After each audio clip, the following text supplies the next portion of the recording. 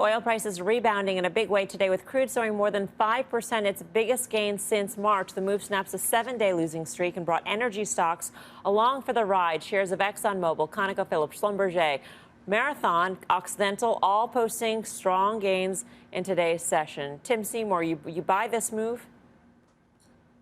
I do buy the move. And look, it's been a painful period, especially for OIH and oil services names.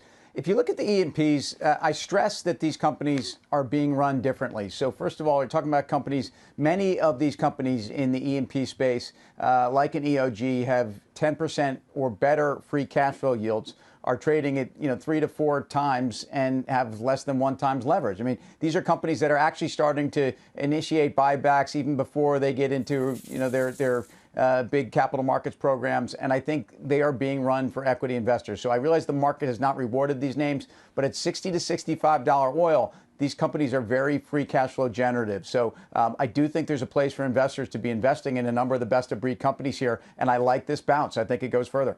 Yeah, Brian Kelly, you have to believe that the dollar's going to remain tame. I mean, part of the reason for the 7-day losing streak in the first place was a stronger dollar at 9-month highs, basically. Yeah, I mean, assuming that a stronger dollar isn't a reflection of a stronger global economy, I would agree with that.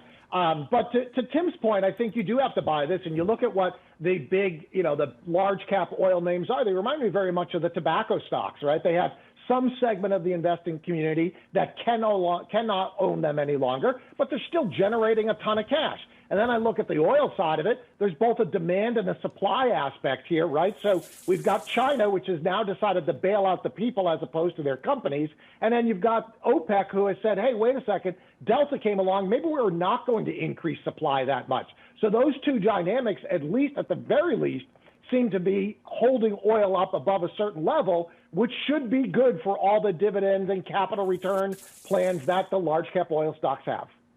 I agree. I mean, I think you can see, just even if it's a trading bounce in some of these names, we talk about PSX, which traded up to 95. I thought it was going 100, and you wake up a couple weeks later, it's trading in the low 60s. But you could get a trading bounce on a lot of these names. The one that sticks out to me, though, sort of is Halliburton here, from 25 to 19, seemingly in a straight line.